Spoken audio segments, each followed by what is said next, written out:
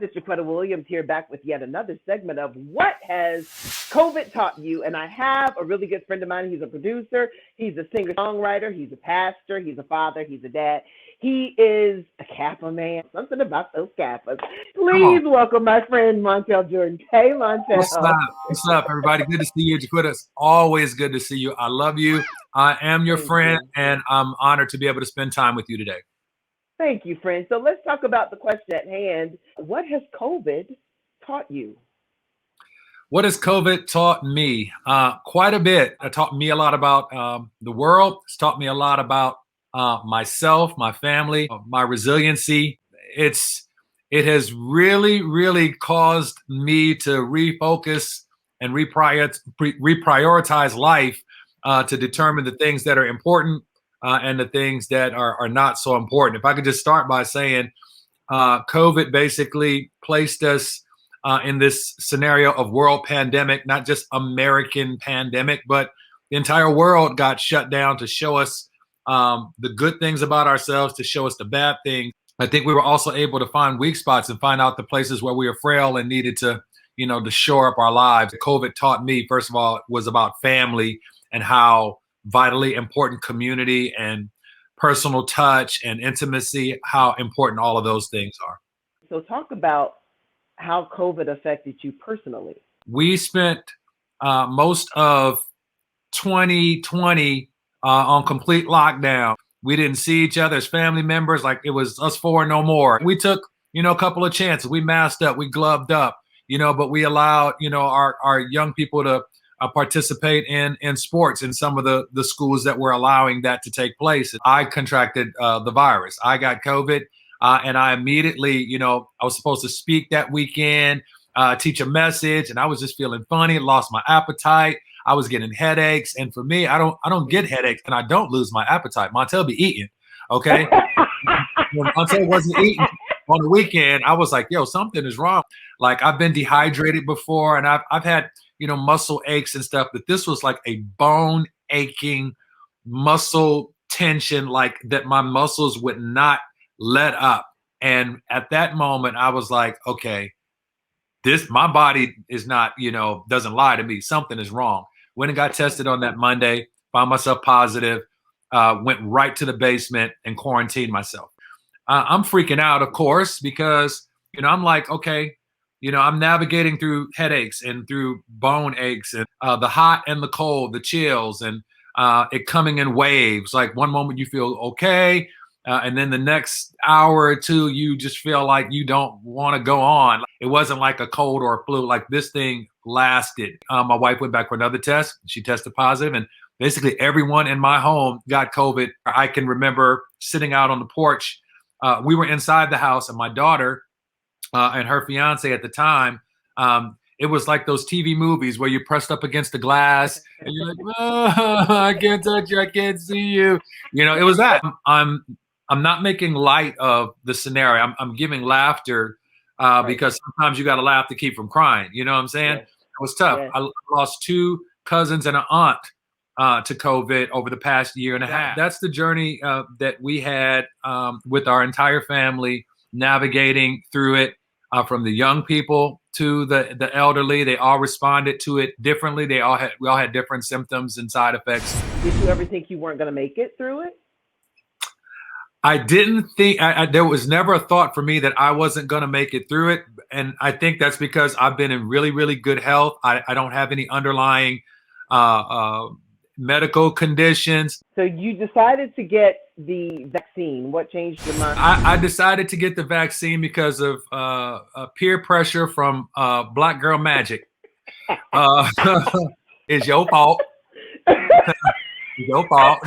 In looking at it and being a man of faith, I had to determine at some point, if I get the vaccine, I believe God is going to take care of me.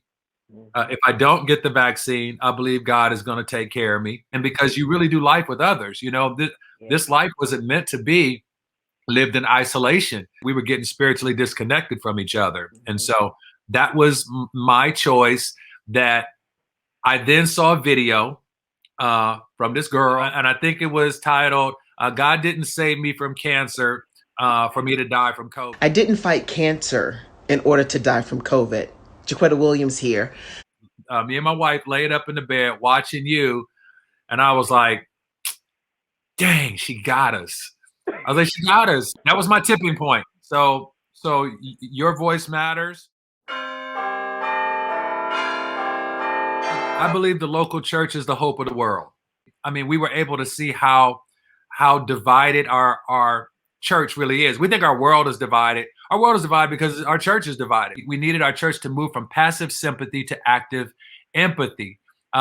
Passive sympathy is, oh, I'm sorry that happened to you, or oh, that's horrible. Active empathy isn't, I feel sorry for you. It's, I'm hurting with you. I have to have proximity to you to feel something. You don't have sympathy, you don't have empathy, you have apathy. And apathy says, I feel nothing. You spent more time with your family, you spent more time with your loved ones, and perhaps brought about a stronger relationship, and then saw some areas where we need to work on that right there. During that time period, we really had to trust God more for sustenance, for financial stability. I loved how music and social media really brought a lot of us together. So recently being able to see you with DJ Cassidy. Montell, what up, Cass?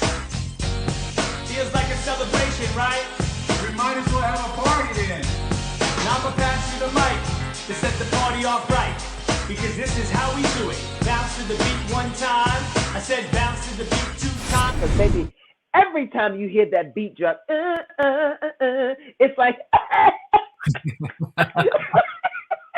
So this is how we do it. It's Friday night, and I feel alright. The party's here on the west side. Oh, I love hearing you sing my song. Yeah, I think music. I think it was part of the vaccine before there was a vaccine available. Like music for us over the past year became a breath of fresh air for people who kept hearing that they can't breathe. Whether it was the internal virus that we were battling against or the external racism virus that was just as deadly, I think music became the soundtrack to help us navigate through feeling something and not going into a completely hopeless place. I would say a good thing that came from the music stuff we were able to hear, and guys like D Nice and Cassidy and others that had to pivot to the online. I'm very familiar with the DJ community. They would slam hard, just like the artistry community. When there's no touring and people ain't buying records no more, I don't know how y'all think we was eating and doing what we needed to do. But what we really felt during that time period was that music literally allowed us to not become hopeless. My favorite song is "Girl, If It's Alright." I knew you were going to choose a Let's nasty. go somewhere and get it on tonight. And I like that part when you're like, I'm ready, and she's like, I'm ready. I'm like, That's your part. Hey, yep. It might have been you on that song because you did that really, really good right there. Oh, I'm telling on myself. Anyway, Montell Jordan, thank you so much for being a part of this. You know how much I appreciate you, and thank you. Marriages got slammed. Yes, it in did. 2020. When the world shut down, you got to find out who you really married and if you even like them. Right. Divorces went up. Lots of things. Pornography went up. Lots of people were hurting. Isn't that crazy? That something that was meant to bring us closer together actually, it brought us further apart. And so Kristen and I, we're like the ER right now. We're essential spiritual workers going into that ER to help spiritually resuscitate these marriages all over the world. Stay tuned for part 2 as Montell and I discuss relationships, love, and marriage.